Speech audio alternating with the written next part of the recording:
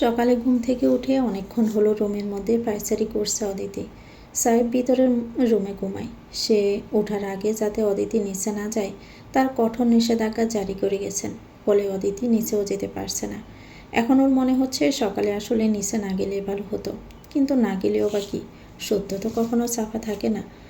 একদিন না একদিন সবার সবটা জানারই ছিল। এ শকুনের হাত থেকে বেঁচে ভেবেছিল বাবার সাথে পালিয়ে অন্য শহরে গিয়ে আবার নতুন করে বাঁচবে, কিন্তু সেও অদিতির সাথে গাদগদা করল। বেঁচে দিল নিয়ে নোংরা জায়গায়। অদিতি হাঁটু মুড়ে বসে কাঁদছে আর এসব ভাবছে। সাহেব বেলকুনিতে বসে সিগারেট টানছে। রাগে তার মাথা টকবক করছে। সাচ্ছু এটা জানলো কিভাবে তাও বুঝতে পারছে না। এখন থেকে অদিতিকে আরও বেশি নজরে রাখতে হবে।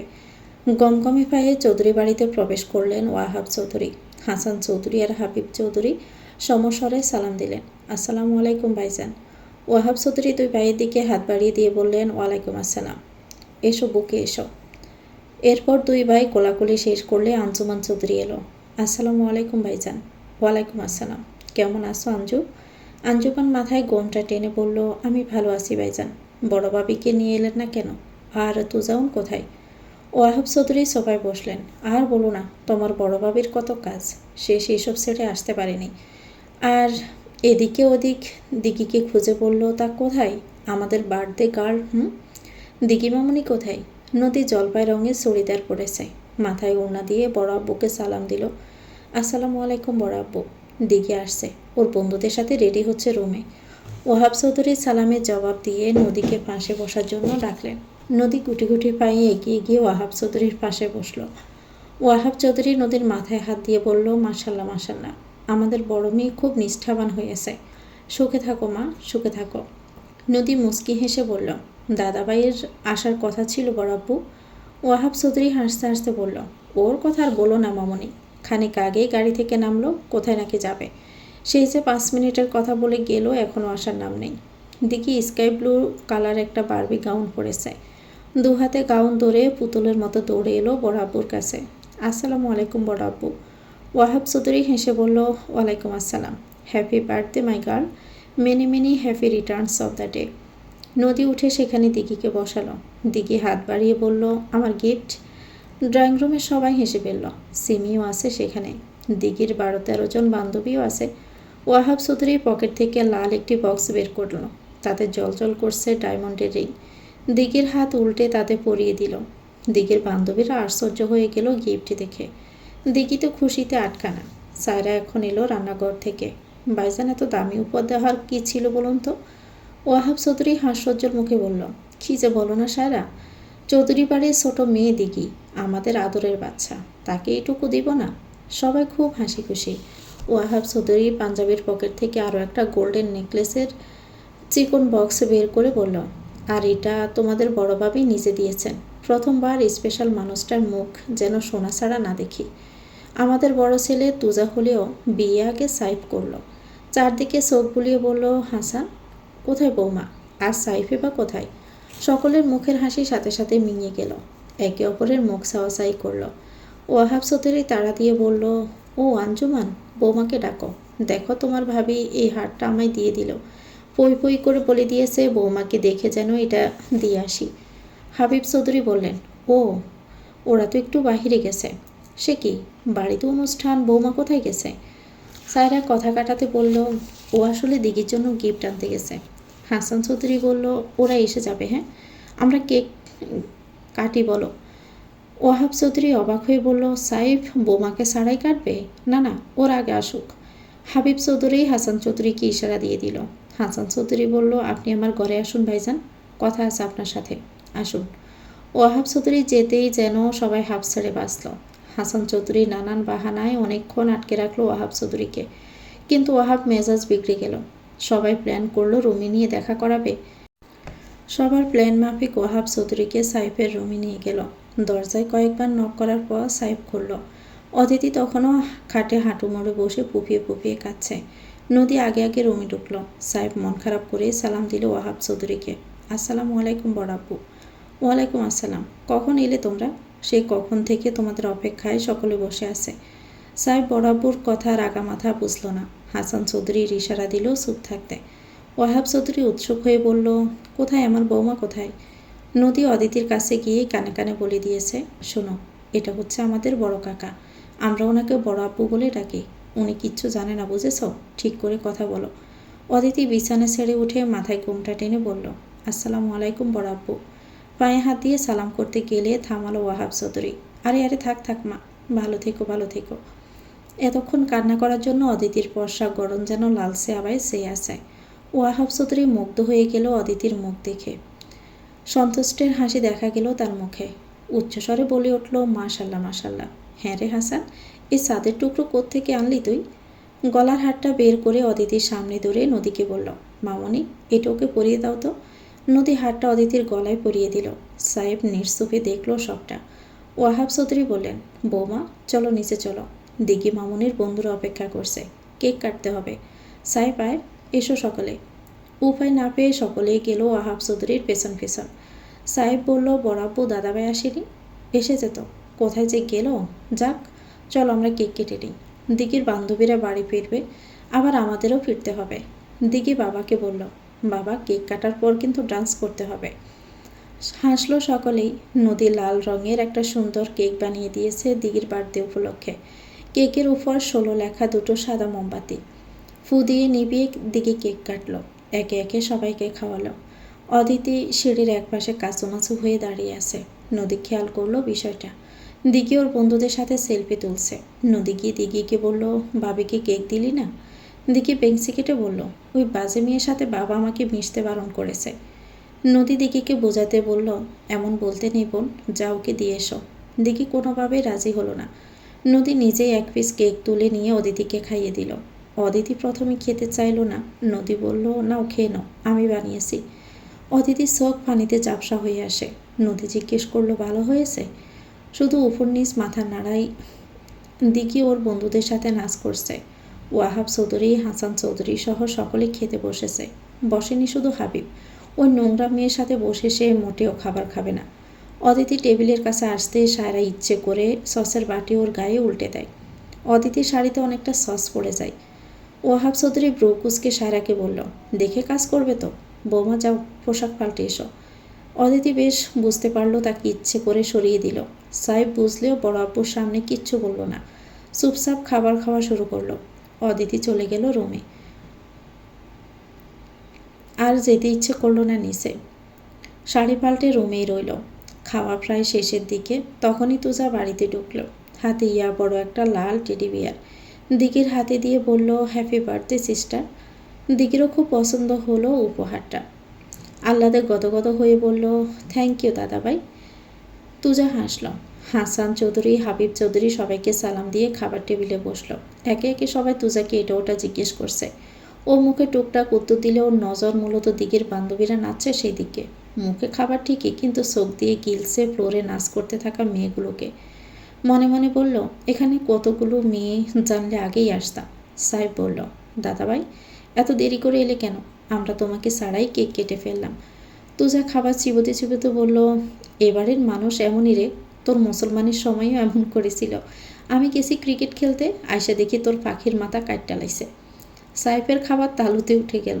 বিষম খেয়ে কাশতে কাশতে সাইফ শেষ। নদীর নাক মুখ কোচকে সরে গেল সেখান থেকে। আঞ্জুমান সাহেবকে পানি এগিয়ে দিল। ওয়াহাব চৌধুরীর এই এক জ্বালা, ছেলেটাকে হাজার চেষ্টা করেও শালীন বানাতে পারিনি। তুজা সবার পরে বসলেও খাওয়া সকলের সাথেই হলো। খাওয়া শেষে সবার আগেই হাত ধুতে গেল। বেসিনে হাত ধুতে গিয়ে নদীকে বলল, কোন ইয়ারে পড়ছিস এবার? নদী জবাব দিল, অনার্স দ্বিতীয় বর্ষে। হাত ধোয়া হলেই নদী টিস্যু এগিয়ে দিল, কিন্তু তুজা হাত মুছল নদীর ওড়নার আসলে। নদী নাক ছিটকায়। সোফায় এসে বসে। দিঘির বান্ধবীরা গিফট আনবক্স করছে। তুজা ঘুরিয়ে ফিরিয়ে দেখছে মেয়েদেরকে। দিঘির এক বান্ধবী বেসিন থেকে হাত ধুয়ে তুজার সামনে দিয়ে যাচ্ছিল। তুজা ডেকে বলল, এ মেয়ে শোনো। জি ভাইয়া, নাম কি তোমার? মেয়েটা হাসি মুখে বলল, জোনাকি। তুজা ব্রুকুসকে বলল, তোমার নাম জোনাকি? জি। তুজা বাঁকা হেসে বলল, তার মানে তোমার ফুটকিতে লাইট জ্বলে? মেয়েটার হাস্যোজ্জ্বল মুখ কালো হয়ে গেল। ভীষণ লজ্জা পেল তুজার মুখে এমন কথা শুনে। মনে মনে ভাবল, দিঘির বাড়িটা কেমন জানি। মেয়েটা মন খারাপ করে বেরিয়ে গেল, কাউকে কিছু না বলেই। তুজা মেয়েটা চলে যাওয়ার দিকে তাকিয়ে আরেক দফা হাসল। ওদের যাওয়ার সময় হয়ে গেছে। হাসান চৌধুরী অনুরোধ করে বলল, আজকে থেকে যাও ভাইজান। ওহাব চৌধুরী হাসান চৌধুরীর হাত ধরে বলল, থাকবো কি করে ভাই, বাড়িতে মা তোমাদের ভাবি একা আছে। আঞ্জুমান বলল, পরের বার মার ভাবিকে নিয়ে আসতে হবে কিন্তু ভাইজান। তুজা সাইফের গলা জড়িয়ে বলল, ভাই আমি মূলত একটা মালের সন্ধানে শহরে এসেছি, আমায় কি তুই একটু সাহায্য করতে পারিস? সাইফ ব্রুকুসকে বলল, মাল? তুজা সাইফের মাথায় আলতো চাপড় মেরে বলল, আরে বেড়াচুদ্দা, বিয়ে করছো স্যার এটা বুঝোস না? আরে মেয়ে মেয়ে, মেয়ে বললে ভুল হয়। একটা আগে আর কি, দৌড়েছিলাম গ্রাম থেকেই, কিন্তু কাছে পাওয়ার আগেই শালি ফালাইলো। খবর পাইছি ঢাকাতেই আছে। ওরে আমার ব্যাস একদিনের জন্যই লাগবো। সাহেব মুস্কি হেসে বলল, দাদা ভাই তুমি আর শোধরালে না। আচ্ছা একদিনের প্রয়োজনে এত হন্য হয়ে খুঁজছো কেন? দেশে কি আর মেয়ে নাই? ওটা মেয়ে না রে, পরি পরি, তার জন্যই তো লাগবে। যাক সেসব তো ঠিক আছে, বাড়িতে কবে যাবি? ওরা টুকটাক কথা বলতে বলতে আসলো। ওয়াহাব চৌধুরী সবার থেকে বিদায় নিয়ে বেরোবে এমন সময় বলল, এই বৌমা কোথায় গেল? ওকে ডাকো, ওর সাথে কথা বলে যাই। তুজা? হ্যাঁ বাবা। তুমি তো ভাইয়ের বউয়ের সাথে আলাপই করলে না, যাও আলাপ করে এসো, আমরা বেরোবো। সাহেব তুজার কাজ জড়িয়ে বলল, চলো তোমাকে আমার বউয়ের সাথে পরিচয় করিয়ে দিই। বড় আপু আমি নিয়ে যাচ্ছি। হ্যাঁ যাও আলাপ করে এসো। সাহেব তুজাকে নিয়ে যাওয়ার জন্য উদ্যত হতেই তুজা বলল, কোথায় যাব এখন আবার? ওয়াহাব চৌধুরী বললেন, কোথায় আবার? বললাম বৌমার সাথে দেখা করে এসো। তুজা শাল গায়ে জড়াতে জড়াতে বলল, আমার অন্যের বউয়ের প্রতি কোনো ইন্টারেস্ট নেই, আর এখন না বের হলেই ফিরতে অনেক রাত হয়ে যাবে, পরে মেহের আবার দরজা খুলবে না। নিজের দাদির নাম তুজার মুখে এভাবে শুনে নদী ফিক করে হেসে ফেলল। সবাই শট করে নদীর দিকে তাকালো। নদী বিষয়টা খেয়াল করে হাসি থামানোর চেষ্টা করে হাত দিয়ে নিজের মুখ ডাকল। এমনিতে নদী খুবই শান্ত আর গম্ভীর, কিন্তু এখন কোনোভাবেই হাসি আটকাতে পারল না। সরে গেল সেখান থেকে। সবাই তুজার আচরণ সম্পর্কে জানে, তবে মেহেরজানকে সবাই খুবই ভয় পায় এবং সম্মান করে। তাকে নিয়ে এমন কোনো কথা বলা কেবল তুজার পক্ষেই সম্ভব। সবাইকে বিদায় জানিয়ে তুজা আর ওয়াহাব চৌধুরী বেরিয়ে গেল। আকবর গাড়ি চালাচ্ছে, তুজা পাশে বসে আছে আর ওয়াহাব চৌধুরী পেছনে। হঠাৎই তুজা বলল, আচ্ছা আকবর বলো তো, আমার দাদার নাম কি ছিল? আকবর হেসে বলল, কেন ছোট সাহেব? প্রধান হাসেম চৌধুরী। তুজা আবার বলল, তাহলে বলো আমার দাদির বাপের নাম কি ছিল? পিছন থেকে ওয়াহাব চৌধুরী বললেন, তোমার বাজে কথা বন্ধ করো, ছেলেটাকে গাড়ি চালাতে দাও। কিছু দূর যেতেই আবার জ্যামে আটকে গেল গাড়ি। তুজা জানালার কাজ দিয়ে বারবার মাথা বের করছে। আকবর বলল, ছোট সাহেব আপনি বারবার মাথা কেন বাহিরে বের করছেন? দেখছি কোনো মেয়ে দেখা যায় কি না। ওয়াহাব চৌধুরী আকবরকে ধমক দিয়ে বলল, তোমাকে কতবার বলেছি আকবর, ওর সঙ্গে কথা বলবে না। আকবর আবার চুপ করে গেল। মিনিট খানেক পর একজন সাংবাদিক এলো। তুজাকে অর্ধেক গাড়ির বাহিরে দেখে রিপোর্টার তুজার সামনে মাইক ধরে বলল, স্যার আপনি নিশ্চয় জ্যামে পড়ে ভীষণ বিরক্ত বোধ করছেন। তুজা একগাল হেসে বলল, না না, আমার তো সেই ভাল লাগতেছে, আকবর তো নাচতেই চাইছিল। বলো আকবর। রিপোর্টার আবার বললেন, স্যার প্রথমে আপনার নিজের বিষয়ে কিছু বলুন এবং তারপর জ্যামে আপনাদের ভোগান্তি সম্পর্কে কিছু বলুন। তুজা ছেলেটার মাথা থেকে পা অবধি দেখে বলল, আগে নিজের সম্বন্ধেই বলি কেমন? জি। তুজা সামান্য গলা খাকড়ি দিয়ে বলল, হ্যালো আমি তুজাউন চৌধুরী। আমি চুমু খেতে ভালোবাসি, যাকে তাকে না, শুধু মেয়েদেরও আমি খুব ভালোবাসি। কথা বলতে বলতে জ্যাম ছেড়ে দিল। আকবর আহাম্মক হয়ে গেছে তুজার কথা শুনে। তাদের বাড়ি ফিরতে ফিরতে রাত 9টা বেজে গেছিল। ঘরে ফিরে দেখে মেহেরজান তখনও সোফায় বসে। তুজা সোজা ঘরে গিয়ে পোশাক পাল্টে নেয়। মাফলার পেঁচাতে পেঁচাতে বের হচ্ছে। তুজার মা জিজ্ঞেস করলো, এখন আবার কোথায় যাচ্ছিস? মেহেরজান পান চিবুতে চিবুতে বলল, কোথায় আবার যাবে সে নটিখানায়। তুজা ঠোঁট কামড়ে পিছন ঘুরে বললাম, মায়ের সামনে কিচ্ছু বললাম না, আমি যাচ্ছি মোকসেদ মাস্টারের বাড়ি, বাবা যেতে বলেছে বলে। মেহেরজান চেঁচিয়ে বলল, সে বাড়িতে তোর কী রে? কোনো জবাব না দিয়ে তুজা চলে গেল। বাইক স্টার্ট করতে করতে বলল, মধু মধু, রসমালাই। বাড়ি থেকে মেহমান পাতলা হতেই হাসান চৌধুরী আলোচনায় বসেছে। ড্রয়িং রুমে সবাইকে উপস্থিত হতে সে বলেছে। হাসান চৌধুরী আর আঞ্জুমান পাশাপাশি বসে। হাবিব আর সায়রা আছে নদী বাবার পিছনে দাঁড়িয়ে। সকলের সামনে অদিতি আর সাহেব দাঁড়িয়ে আছে। অদিতির চোখে ভীতি, মনে ভয়, ভিতরে আতঙ্ক। কি হতে চলেছে আজ? উনিও কি আজ অদিতিকে তাড়িয়ে দিবে? সেই চিন্তায় অদিতির বুক বারবার কেঁপে উঠছে। কিন্তু সাহেবের চোখ মুখ একদম শক্ত, সে তার সিদ্ধান্তে অনড়। হাসান চৌধুরী কপালে হাত দিয়ে বলল, ছি ছি ছি, আমার একমাত্র ছেলে কিনা, নিষিদ্ধ পল্লী থেকে মেয়ে কিনে এনে বিয়ে করেছে। এই কথা মিডিয়ার কানে গেলে কি হবে দেখেছো তুমি? আমার সমস্ত রেপুটেশন, মান, ইজ্জত, সম্মান সব ধুলোয় মিশে যাবে। হাবিব চৌধুরী বলল, খারাপ কথা ছড়ায় গাছের আগায়, এই কথা 5 কান হতে সময় নিবে না ভাইজান। আঞ্জুমান বলল, তাহলে এখন উপায়? সবার চোখ সাইফের দিকে, অদিতিরও। সাইফের উত্তরের আশায় চেয়ে আছে সকলে। সাইফ নীরবতা ভেঙে বলল, আমি অদিতিকে ছাড়ব না বাবা। তোমরা মানিজ্যতের কথা ভাবলে একটা বারো এটা ভাবলে না যে ওর কি দোষ এখানে। এইটুকু একটা মেয়ে, ওর সৎ বাবা ওকে বেছে দিয়েছে, আমি ওকে সেখান থেকে বাঁচিয়ে এনেছি। এতে আমার ভুলটা কোথায় বলো? সাহেব একটু থামল, ফের বলতে শুরু করলো, এখন আমি তোমাদের কথা শুনে মেয়েটাকে বাড়ি থেকে যদি বের করে দেই তবে কি হবে এতে? ওর তো যাওয়ার জায়গা নেই, একদল শকুন ওকে ছিঁড়ে খাবে, নয়তো আবার সেখানে যেতে হবে যেখানে যাওয়ারও মেয়ে নয়। এর থেকে বাবা যদিও এই বাড়িতে থেকে যায়, এ বাড়ির বউ হয়ে যায়, তাতে কি এসে যায়? হাসান চৌধুরী এক দৃষ্টিতে তাকিয়ে আছে সাইফের দিকে। সাইফ ঠিকই বলেছে, তেমন কোনো ক্ষতি তো হয় না। হাবিব চৌধুরী কিছু বলবে এমন সময় সাইফ বলল, ব্যাস কাকাই, এবার শুধু বাবা বলবে, আর কেউ কিচ্ছু বলবে না। বাবা যদি এখন বলে অদিতিকে এ বাড়িতে রাখবে না, তাহলে তাই সই। ওকে নিয়ে আমি এক্ষুনি এই মুহূর্তে এক কাপড়ে বাড়ি ছেড়ে চলে যাব, কারণ আমি ওর সৎ বাবার মতো ওকে মিথ্যে আশ্বাস দিয়ে ঠকাতে পারবো না। তুমি বলো বাবা।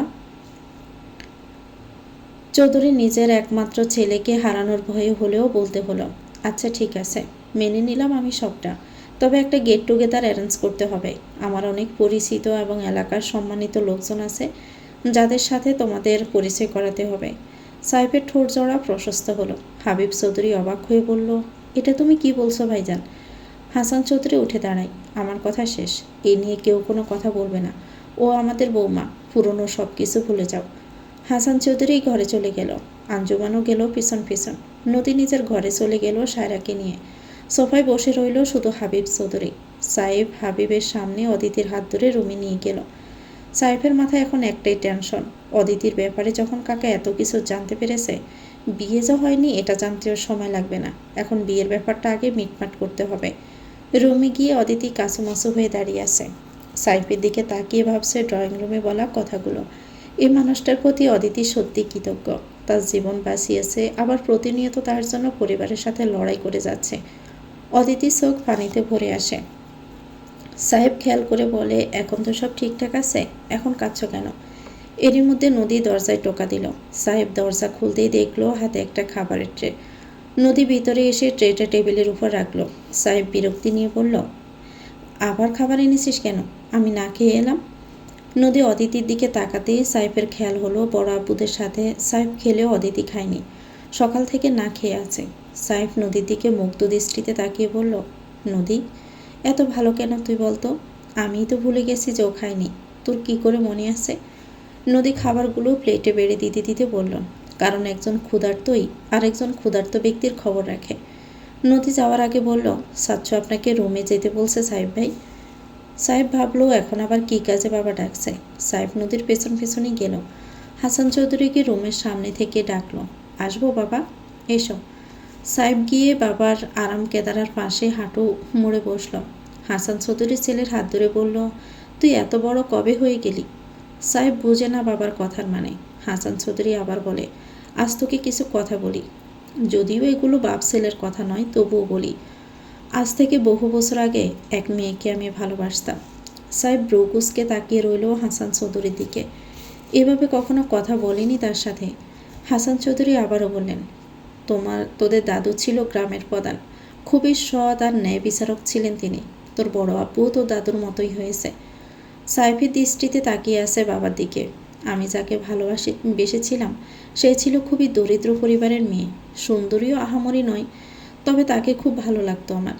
একদিন সাহস করে ভালোবাসার কথা তাকে জানাই, সেও কিছুদিন পর সম্মতি দিল। খানিক থেমে হাসান চৌধুরী বললেন, কিন্তু বাবার ভয়ে তটস্থ ছিলাম আমি। কয়েক মাস পর এলাকায় প্রচার হয়ে গেল সে মেয়েটি নাকি ধর্ষণের শিকার হয়েছে। আর আমার সাথে দেখা করতো না মেয়েটি। আমি দেখা করতাম না রে, ও নোংরা মেয়েকে কে বিয়ে করবে? সাহেব কৌতূহলী হয়ে জিজ্ঞেস করলো, তারপর অনেক দিন গেল। আমার বাবা আমাকে ডেকে বলল, তোমার নাকি মোহনের মেয়ের সাথে সম্পর্ক আছে, তাকে নাকি ভালোবাসো। আমি বললাম, আগে বাসতাম, এখন আর বাসি না বাবা। আমার বাবা তখন আমার গালে কষে একটা চড় মেরেছিল। কারণ এতে তো সেই মেয়েটার কোনো দোষ ছিল না। তার জীবনে একটা দুর্ঘটনা ঘটে গেছে বলে তাকে ছেড়ে দেওয়া যাবে? সাহেব বলল, তাকে আর খুঁজে পাওনি বাবা? সেদিন রাতে বাবা আমাদের বিয়ে করিয়ে দেয়, আর সেই মেয়েটি তোর মা। সাহেবের মাথায় যেন আকাশ ভেঙে পড়ল। এত বড় ঘটনা ঘটে গেছে তার বাবা মায়ের জীবনে। হাসান চৌধুরী ছেলের মাথায় হাত রেখে বলল, অদিতিকে নদীর ঘরে ঘুমাতে পাঠা। কেন? হাসান চৌধুরী মুচকি হেসে বলল, তোর কি মনে হয় তুই বিয়ে করলে আমি জানবো না? বিয়ের আগে দুইজনের এক ঘরে থাকতে নেই। সাহেব শুকনো ডুব গিলল। বাবা জেনে গেছে তাহলে? হাসান চৌধুরী সাহেবের কাঁধে সাপোর্ট দিয়ে বলল, অত চিন্তা করিস না। নদী দিঘির মতো অদ্বিতীয় আজ থেকে এ বাড়ির মেয়ে। তোর বিয়ে নিয়ে কাল সবার সাথে কথা বলবো, যা এখন। বলে হাসান চৌধুরীও আরাম কেদারা থেকে উঠল। সাহেব বেরিয়ে গেল। দরজার সামনে থেকে আবার ফিরে এলো। হাসান চৌধুরীকে শক্ত করে জড়িয়ে ধরল। সরি বাবা, আমি তোমাকে বুঝতে পারিনি এতদিন।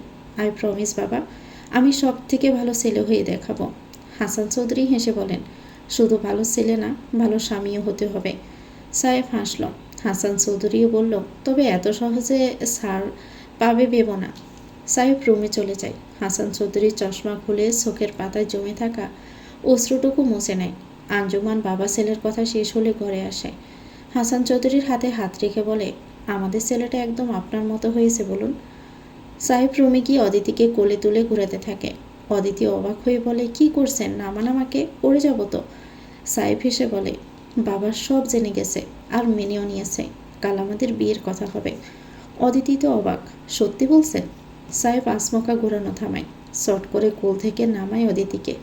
শয়তানি হাসি দিয়ে বলল, কেন, বিয়ের জন্য তর্স হয়েছে না? অদিতি লজ্জা পায়, মাথা নিচু করে ফেলে। সাহেব বুকে হাত বাস করে দাঁড়ায়। আচ্ছা তুমি এত সুন্দর কেন, এক্কেবারে পরীর মতো? অদিতি কোনো কথা বলে না। সাহেব হাফ ছেড়ে বলে, যে কয়দিন আমাদের বিয়ে না হচ্ছে তোমাকে নদীর সাথে থাকতে হবে। অদিতির কোনো সমস্যা নেই, নদী আপুকে তার ভালোই লাগে। বালিশ নিয়ে চলে গেল নদীর ঘরে। হাবিব চৌধুরীর মাথা ফেটে যাচ্ছে চিন্তায়। এ মেয়ে বাড়ির বউ হলে তার স্বার্থ হাসিল হবে না কোনোভাবেই। কিন্তু তার মাথায় ঘুরছে অন্য প্ল্যান। এই মেয়েকে সরাতে হবে, কিন্তু এ বাড়িতে থেকে তার একার পক্ষেই কাজ করা সম্ভব না।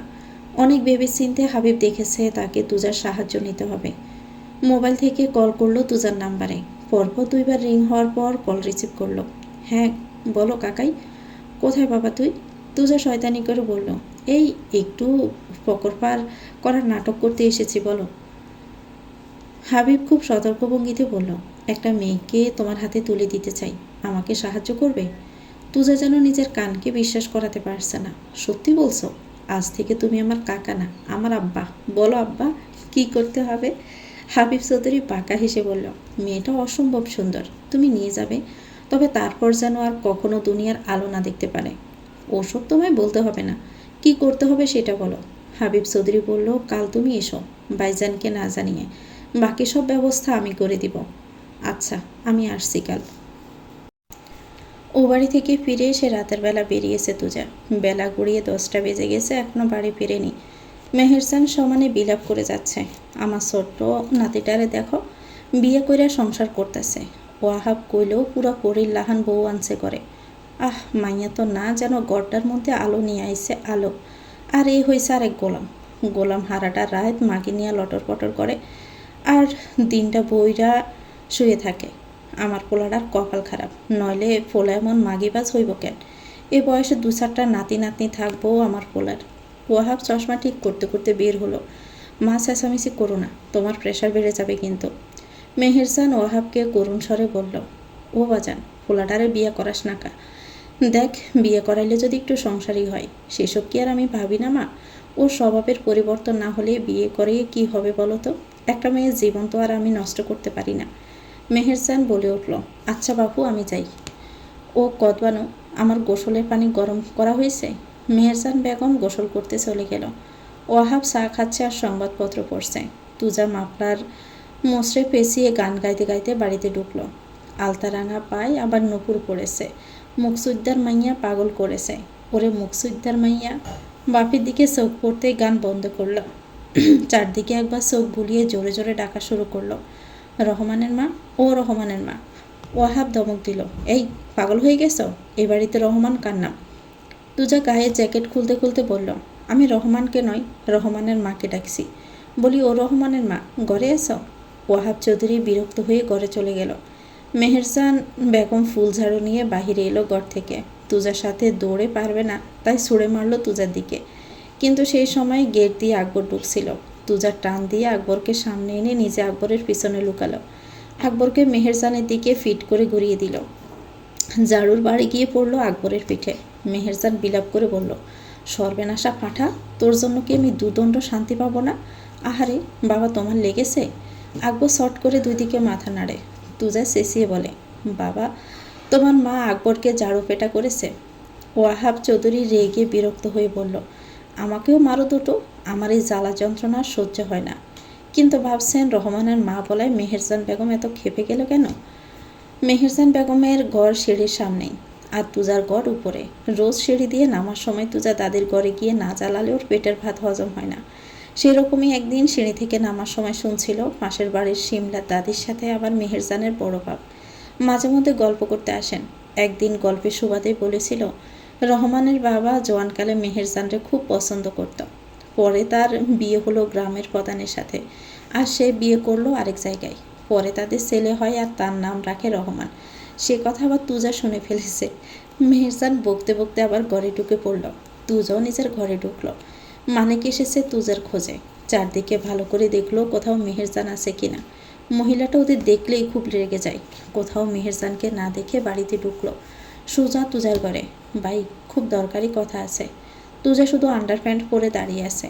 সে কোনো প্যান্ট পরবে বুঝতে পারছে না। মানিক একটু বিব্রত বোধ করলো। ভাই, এভাবে কাপড় পাল্টায় মানছে? একটা গামছা কোমরে পেঁচাই লইতে পারেন না? তুজা প্যান্ট থেকে বেল্ট খুলতে খুলতে বলল, যাদের লজ্জা লাগে তারা জানি চোখ বন্ধ করে রাখে। আমার মনে ধরলে আমি ল্যাংটা হয়ে ঘুরবো। তোর বাপের কি? আচ্ছা বুঝলাম ভাই, একটা দরকারি কথা আছিল। তুজা প্যান্ট পরতে পরতে বলল, যত দরকারি হোক, আমি এখন ঢাকা যাবো, কিচ্ছু শুনতে পারবো না। মানিক ঘরে ঢুকলো। ভাই, কথাটা অদিতির ব্যাপারে। তুজা শর্ট করে চোখ তুলে তাকালো। কি কথা? ভাই, খবর পাইছি, ওর বাপে ওরে মাগি পাড়ায় বেচ্চা দিছে। তুজার মাথায় রাগ উঠে গেল চট করে। সব সময় মজে থাকায় মানুষটায় রাগ উঠলে আর মানুষ থাকে না। মানিকের দিকে তেজ নিয়ে তাকিয়ে বলল, তুই জানলি কেতে? মানিক ডোক গিলে বলল, ওর বাপে গ্যারামে আইছিল, গেছে কাল রাইতে। কায়েসের আব্বার কাছে কইছে যে মাইয়া পাড়ায় বেঁচে দিছে মোটা টাকায়। কায়েসের আব্বা কথায় কথায় আজ বাজার থেকে আমার কাছে কইল। তুজা আলমারি থেকে পিস্তলটা নিয়ে কোমরে গুজে শালটা গলায় দিয়ে মানিককে বলল, চল, খানকির পোলারে আজকে গায়ে ডালামো।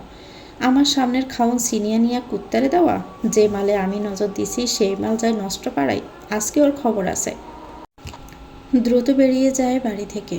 বাইকে উঠে মানিককে বলে, তুই কায়েসগো বাড়ি চিনস? হ ভাই, উঠ পেছনে। সকালে হাসান চৌধুরী একটা জরুরি মিটিং থাকায় বাড়িতে সময় দিতে পারেনি, তাই দুপুরে খাবার টেবিলে সবাইকে অবশ্যই থাকতে বলেছেন, এমনকি অদিতিকেও। জরুরি কথা বলার আছে সবাইকে। সবাই থাকলেও হাসান চৌধুরী নিজেই আসলেন দেরি করে। খাওয়া শুরু হলো। সবাইকে আগে খেয়ে নিতে বলল হাসান চৌধুরী। অদিতি গুটি গুটি মেরে নদীর গা ঘেঁষে বসেছে। নদী আস্তে করে বলল, তুমি সবসময় তো ভয় পাও কেন বলো তো? তুমি জানো সাহেব ভাই কত সাহসী? হাসান চৌধুরী নদীকে নিজের পাশে এনে বসালেন। সকলের উদ্দেশ্যে বললেন, আমি চাই অদিতিকে কলেজে ভর্তি করাতে। ও মাধ্যমিকে ভালো ফলাফল করেছে, এখনও কলেজে অ্যাপ্লাই করার সুযোগ আছে। আজই করিয়ে দাও আমাদের পাশে সরকারি কলেজে। নদী, দিঘি, সায়রা সবাই তো অবাক। হঠাৎ করে সুর বদলে যাওয়ার কারণ কি? হাসান চৌধুরী অদিতির মাথায় হাত দিয়ে বলল, আজ থেকে অদিতিও আমার মেয়ে। তবে একটা কথা শুনে রাখো সবাই, কোনো বেকার ছেলের সাথে আমি আমার মেয়ের বিয়ে দিব না। সায়রা হাসান চৌধুরীকে বলল, কিন্তু ভাইজান, ওদের তো বিয়ে হয়ে গেছে। হাসান চৌধুরী মুচকি হাসল, এখনও হয়নি, তবে হবে যদি সাইফ নিজে কোনো জব করে, বউয়ের খাওয়া পড়ার দায়িত্ব নিতে পারে। সেদিন আমি ওদের বিয়ে দিয়ে দিব। সাইফ ব্রুকুসকে বলল, আমি কালে বিয়ে করব বাবা, আমি কাজ করব, কিন্তু আগে বউ লাগবে। হাসান চৌধুরী বললেন, বললেই হলো, আগে নিজের পায়ে দাঁড়াবে, তারপর বিয়ে। আঞ্জুমান ছেলের হয়ে বলল, দেখুন, বাচ্চাদের সাথে আপনি এমন করবেন না, ওদের রেজিস্ট্রি করিয়ে রাখুন, পরে সাহেব নিজে ইনকাম করে বড় অনুষ্ঠান করে বউ ঘরে তুলবে। হাসান চৌধুরী আঞ্জুমানের দিকে তাকিয়ে বলে, বলছো? তাহলে আজই করানো যাক। সকলেই হাসি মুখে থাকলেও হাসি নেই নদী আর হাবিবের মুখে। হাসান চৌধুরী বললেন, ও সবচেয়ে গুরুত্বপূর্ণ যে কথাটা, আমি নদী মামুনির বিয়ে দিতে চাই। কাল পাত্রপক্ষ দেখতে আসবে, কি বলো সায়রা? নবীর নদীর গলায় খাবার আটকে গেল। শরীর ক্রমশই অবশ হয়ে আসছে। বিয়ে মানে? ওদের অপেক্ষায় মায়ের মুখের দিকে তাকিয়ে আছে। মা যেন বলে, না, আমার মেয়ে বিয়ে দেব না এখন। কিন্তু তা হলো না। সায়রা বলল, আপনার মতামতের উপর আমরা কখনো কথা বলেছি নাকি ভাইজান? আপনি যা ভালো বোঝেন তাই করেন, আমাদের কোনো আপত্তি নেই। নদীর ভিতরটা ডুকরে কেঁদে উঠল। খাবার আর গলা দিয়ে নামলো না। ভাগ্য আর কত যন্ত্রণা দিবে ভেবে পায় না নদী। সব জ্বর একসাথে আসছে তার জীবনে। আদৌ তা কাটিয়ে বাঁচতে পারবে কিনা কে জানে। একসাথে বসে দুজন মানুষের জীবন দুই দিকে মন নিল। এক অদিতি তার জীবন সঠিক ঠিকানা খুঁজে পেল, আরেক নদী সে অথৈ সাগরে ভেসে গেল, যার কুল কিনারা নেই। খাওয়ার মধ্যে হাবিবের কল আসলো। হাবিব স্ক্রিনে তাকিয়ে দেখলো তুজার নাম্বার। তাড়াতাড়ি করে সাইলেন্ট করে দিল মোবাইল। মৃদু কাশি দিয়ে বলল, আমার হয়ে গেছে খাওয়া, উঠছি। বেসিন থেকে হাত ধুয়ে বাহিরে চলে গেল। তুজার নাম্বারে কল ব্যাক করলো। রিসিভ করে তুজা বলল, কাকাই এদিকে ঘাপলা হয়ে গেছে, আজ আসতে পারবো না। হাবিব চোখ মুখ কুচকে বলল, আজকে মেয়েটার বিয়ে হতে চলেছে, যদি না আসো খুব পস্তাবে বলে দিলাম। তুজা খট করে ফোন কেটে সুইচ অফ করে দিল। ফোন পকেটে ঢুকিয়ে বলল, এই মাগিগো এত বিয়ে বহন লাগে কেন? তুজার সামনে কায়েসের বাবা বসে। তুজা সোফায় গা এলিয়ে আয়েসি ভঙ্গিতে বসে বলল, এবার বলেন চাচা, হানিফ কি কি কইছে আপনারে সব কন। দাড়ি কমা কিচ্ছু বাদ দিবেন না, কন। কায়েসের বাবা শুকনো ঢুকিল। আসলে কাল আমি বাজারে গেছি, তখন দেখি হানিফ ব্যানে ল্যাপ কম্বল তোষক আরও পোটলা পুটলি নিয়ে কোথায় যেন যাইতেছে। পরে আমি জিগাইতে কইল মণিপুরে বাড়ি কিনছে। আমি ঠাট্টা করে কইলাম, এত টাকা পাইলা কইতে? কয়েক শালিরে বিয়ে করছিলাম, কাম লাগাইতে পারি নাই, শালির মাইয়াডারে কামে লাগাইছি। ওরে পাইলা কোনো লাভ আছে কও? দিয়ে আইসি পাড়ায় বিচ্ছা, সেই টাকা দিয়েই তো নিজের বাড়ি কিনলাম। কায়েসের বাবা থামল। তুজা তার দিকে ঝুঁকে বলল, হ, আরও কইছে কইছে যে ওর লাইগে যেন মাইয়া দেখি, আবার বিয়ে করব। তুজা উঠল। আচ্ছা ধন্যবাদ চাচা, আইজ উঠি। আসসালামু আলাইকুম। এ মানিক, চাচারে চা নাস্তা কি খায় সব খাওয়াইয়া বাড়ি পৌঁছাইয়া দিয়া যাবি। তুজা বেরিয়ে গেল। আজই মণিপুর যাবে। তুজাদের পাশে 2 গ্রাম পরে মণিপুর। রাইতে রওনা হলে যেতে 2 থেকে 3 ঘন্টা লাগবে। শফিক বলল, কিন্তু ভাই দিনে গেলে ভালো হয় না? তুজা বন্দুকের নল থুতনিতে বসে বলল, মাঝরাত ছাড়া ওরে ঘরে পাওয়া যাইব না। আজই যাবো, তোরা প্রস্তুত হ, আমি বাড়ি থেকে দেখা করে আসি। নদীর রুমে এসে জানালার পাশে বসল। এটা তার প্রিয় জায়গা। টেবিলে মাথা ঠেকিয়ে নীরবে চোখের অশ্রু বিসর্জন দেয়। ফোনটা টুংটাং শব্দে বেজে ওঠে। সিমি কল করেছে। নদীর কান্নার বেগ আরও বাড়ে। কল রিসিভ করেও কোনো কথা বলতে পারে না। ওপাশ থেকে সিমি হ্যালো হ্যালো করতে থাকে। এপাশ থেকে শুধু ফুফানি কান্নার আওয়াজ। সিমি অদূরে গলায় বলে, কি হয়েছে বেব, বল আমাকে। আর হওয়ার কি আছে, যা দেখে এলাম। তুই থাকছিস কি করে ওই বাড়িতে? নদী ফুফাতে ফুফাতে বলে, সাচ্ছু আমার বিয়ে ঠিক করেছে সিমি। সিমি বলল, এখন তোকে বিয়ে দেওয়াটা কি তাদের খুব জরুরি? নদী কান্না জড়ানো কণ্ঠে বলে, যার পড়ে তার বুক কপাল সব একসাথেই পড়ে। ফোনটা কেটে দিল নদী। অযোধ্যারায় ফেটে পড়ে নদী। ওদিকে নিশ্চয়ই এতক্ষণে বিয়ে পর্ব মিটে গেছে। কাল হয়তো নিজেরও বিয়ের দিন ঠিক হয়ে যাবে। তারপর আবার এক জন্ম অপেক্ষা করতে হবে সাইফ বেকে পাওয়ার। অন্য কারো সংসার করতে হবে। এদিকে সাইফও আরেকজনের সাথে সংসার করবে। তুজা বাড়িতে ঢুকে উপরে যাওয়ার সময় মাকে বলল, মা খাবার দাও তো, আমি গোসল করে আসি। কিন্তু ঠিক 4 মিনিটের মাথায় নিচে এলো। সব আগের মতোই, শুধু পোশাকটা পাল্টেছে। তুজার মা বলল, কি রে, এত তাড়াতাড়ি গোসল হয়ে গেল? তুজা বেহায়ার মতো হেসে বলল, গেছিলাম গোসল করতে, পানি অনেক ঠান্ডা, তাই তো ঘুরে আইসি। খেপে উঠল মেহেরজান। হায় হায় হায় হায় রে, আমার বাড়িটারে অপবিত্র বানাই দিল।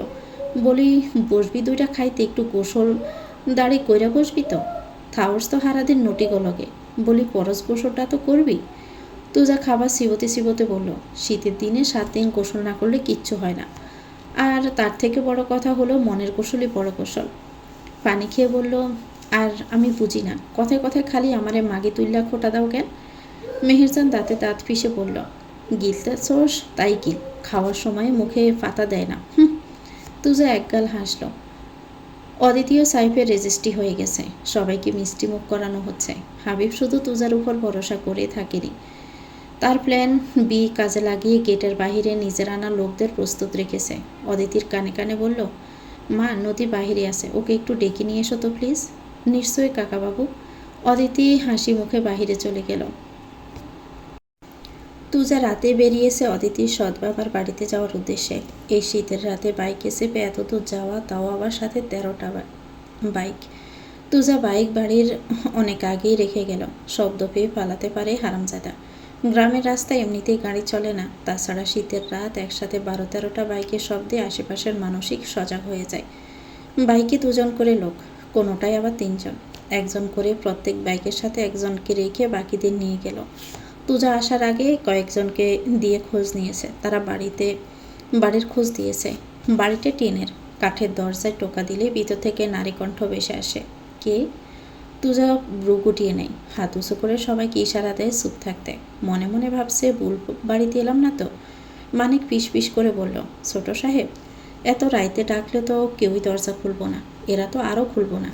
তুজা পিছলে হাসল, ওরা একাই খুলবে, চল আমার সাথে। হাবিবের কথা মতো অদিতি বাহিরে চলে যাচ্ছিল।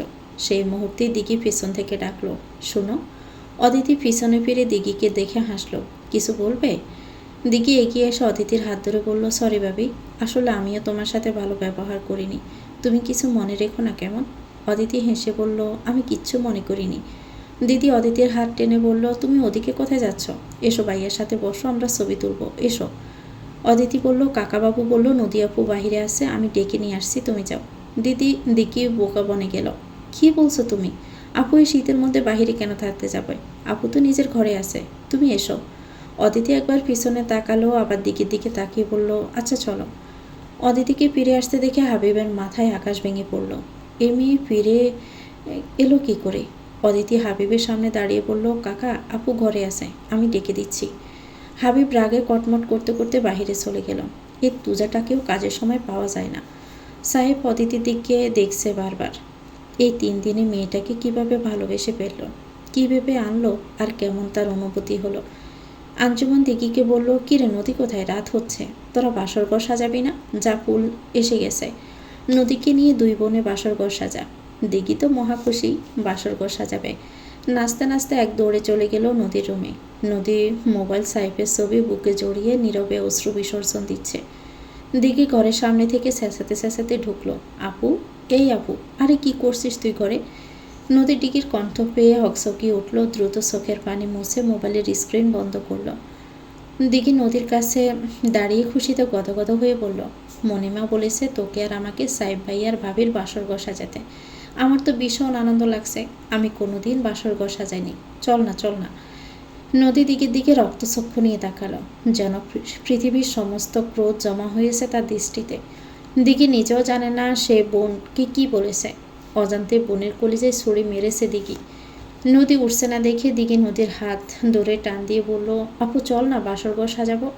কথাটা শেষ হওয়ার আগে বেশ জোরে একটা চড় পড়ল দিঘির গালে। নদীর সজোরে একটা থাপ্পড় দিল দিঘির গালে। দিঘি যেন আশ্চর্য সর্বোচ্চ স্তরে গেল। গালে হাত দিয়ে বড় বড় চোখ করে তাকিয়ে আছে নদীর দিকে। কি এমন বলল যে তাকে মারতে হলো? কখনো নদী বোনের গায়ে হাত তোলেনি। ভাই বোনের মারামারি স্বাভাবিক, কিন্তু নদী দিঘি কি ছোট থেকে মায়ের মতো আগলে রেখেছে। আজ এই সামান্য কথায় দিঘিকে মারল? একমাত্র নদীই জানে কথাটা মোটেও কোনো স্বাভাবিক কথা ছিল না। দিঘির আশ্চর্য মুহূর্তে কষ্টে রূপ নিল। কাঁদতে কাঁদতে বেরিয়ে গেল ঘর থেকে। নিজের ঘরে গিয়ে দরজা আটকে রইল দিঘি। বিছানায় শুয়ে শুয়ে জোরে জোরে কাঁদতে লাগলো। নদী দিঘি কাউকে না পেয়ে আঞ্জুমান ফুলের দোকানের লোকদের দিয়েই ঘর সাজালো। নানান রঙের গোলাপ, জারবেলা, জিপসি আরও কয়েক রকম ফুল দিয়ে সুন্দর করে সাজানো হলো বাসরঘর।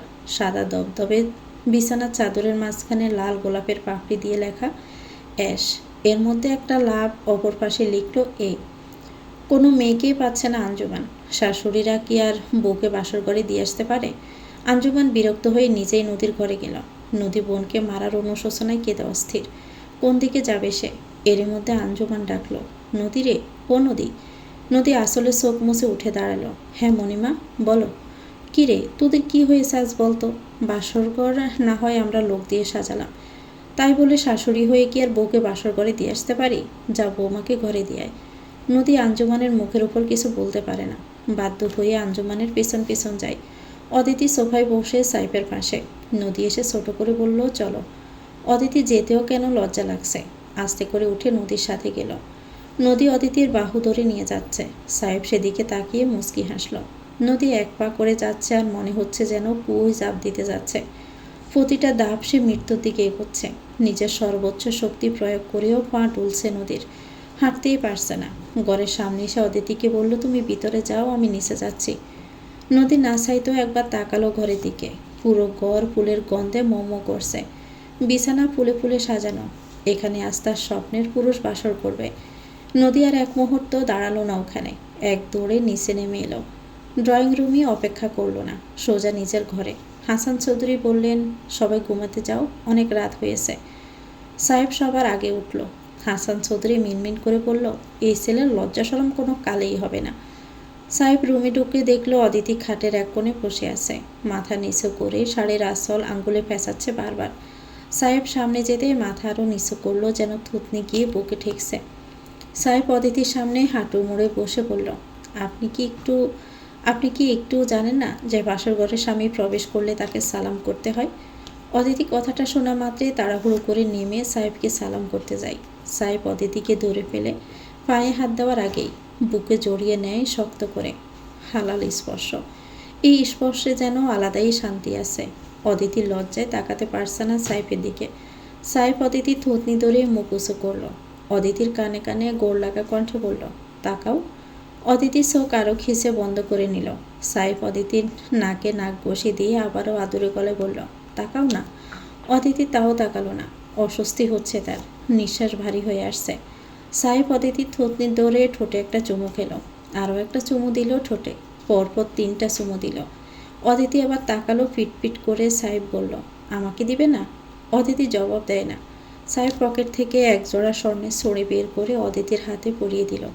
তারপর হাতেও একটা চুমু খেলো। আমি চাই তুমি সবসময় এই ছড়ি জোড়া পরে থাকো। এখন অনেক রাত হয়েছে, চলো বিড়ালছে না, আজকে আমার বুকে ঘুমাবে। সকাল সকাল জোয়ারদার বাড়ির আবহাওয়া গরম। এ বাড়ির বড় ছেলের জন্য আজ মেয়ে দেখতে যাওয়ার কথা। রাজশাহী থেকে ঢাকা যাবে। এখান থেকে রওনা হওয়ার কথা 8টায়। মেয়ের বাড়িতে 11টার মধ্যে উপস্থিত থাকবে বলে কথা দিয়েছে। এ বাড়ির কর্ত্রী রাশেদা বেগম 8টা পেরিয়ে 9টা বেজে গেছে, তাও বড় সাহেব বাড়ি আসেনি। তাও যে সে বাড়িতে যাচ্ছে না তারা। মিনিস্টার হাসান চৌধুরীর বাড়িতে যাচ্ছে মেয়ে দেখতে। যদি উপস্থিতি হয় দেরিতে, তাহলে তাদের ব্যক্তিত্বকে ঠুনকো মনে করবে চৌধুরী পরিবার। ছোট ছেলে তুহিন রেডি হয়ে মায়ের পাশে দাঁড়িয়ে আছে। তুহিনের কাকা শামীম জোয়ারদারও পায়চারি করছে রুমের মধ্যে। শামীমের মেয়ে নিশি সেলফি তুলতে ব্যস্ত। রাশেদ একের পর এক কল করছে তুমুলকে, ধরার নামই নেই। রাস্তায় জ্যামে আটকে ফর্সা মুখটা লাল বর্ণ ধারণ করেছে তুমুলের। আজমা নিশ্চয়ই খুব রেগে যাবেন। শীতের মধ্যে বাইক নিয়ে এত ভোরে বের হয়েছে, হাত পা জমে যাচ্ছে যেন ঠান্ডায়। সামনে একটা অ্যাক্সিডেন্ট হয়েছে, সব গাড়ি জ্যামে আটকে আছে। ফোনটাও পকেটে সাইলেন্ট করা, রিং হচ্ছে যে বলতেই পারবে না। আরও 30 মিনিট পর তুমুল বাড়িতে পৌঁছালো। হেলমেট খুলে সিল্কি চুলগুলো ব্যাগ ব্রাশ করতে করতে বাড়িতে ঢুকে তুমুল। সদর দরজা পার হতে 5 জোড়া চোখ শকুন দৃষ্টিতে তাকিয়ে আছে ওর উপর, যেন এক্ষুনি খেয়ে ফেলবে। তুমুল প্রসঙ্গে এড়াতে বলল, রাস্তায় একটা অ্যাক্সিডেন্ট হয়েছে, তাই জ্যামে আটকে গেছিলাম, চলো চলো। একটা শুভ কাজে যাচ্ছে বলে রাশেদা আর কথা বাড়ালো না। তবে বাড়ি এসে সুদে আসলে সবটা ফেরত পাবে তুহিন। গাড়িতে গিয়ে খেজুরের রসের বোতলটা রেখে ড্রাইভারের পাশের সিটে বসল। ড্রাইভার মজার ছলে বলল, আপনারই তো জীবন বড় সাহেব, বাড়ির বিষয় সম্পত্তি সব বুঝে পেয়ে গেছেন, সব দেখাশোনা করছেন, জীবন জিঙ্কালালা। এখন বিয়া কইরা ফেরা বাড়ানোর দরকার ছিল। তুমুল ব্যঙ্গাত্মক স্বরে বলল, ক্রাশ খাওয়ার বয়সে বাস খাচ্ছি, খুব খাচ্ছি, আরাম পাচ্ছি, তাই আবার বিয়ে করব তোমার কোনো সমস্যা? আপনার ইচ্ছে। দুটো গাড়ি নিয়ে রওনা হলো তারা হাসান চৌধুরীর বাড়ি। কয়েক ঘন্টায় পৌঁছে যায় তারা। বাড়ির সামনে আসতে হাসান চৌধুরী, হাবিব চৌধুরী আর সাহেব তাদের স্বাগতম জানালো। মিষ্টির প্যাকেটগুলো ড্রাইভার একে একে ভিতরে নিয়ে নিল, কিন্তু খেজুরের রসটা তুমুল নিজে নিল। বাড়িতে প্রবেশ করে তারা সোফায় বসলো সকলে। টুকটাক কথাবার্তাও হলো। অদিতি আর সায়রা তাদের নাস্তায় গিয়ে দিল। নিশি তো সাহেবকে দেখেই ক্রাশ খেয়েছে। একে তো পটাতেই হবে যে করেই হোক। সাহেবের গা ঘেঁষে দাঁড়িয়ে মৃদু কাশি দিল। সাহেব তাকাতেই বলল, হাই, আমি নিশি, আপনি? সাহেব স্মিত হেসে বলল, সাহেব চৌধুরী। তুমুল অধীর অপেক্ষায় বসে আছে নদীর জন্য। মনে মনে বলল, আপনার কাদার দিন গুছতে চলেছে ম্যাডাম। তুমুল জোয়ারদার এসে গেছে আপনার জন্য। শুধু এবং শুধুমাত্র আপনার জন্য। তো ভিউয়ার্স, গল্পটির নাম হচ্ছে খাঁচায় বন্দি ফুল, লিখেছেন জান্নাতুল ফেরদৌস।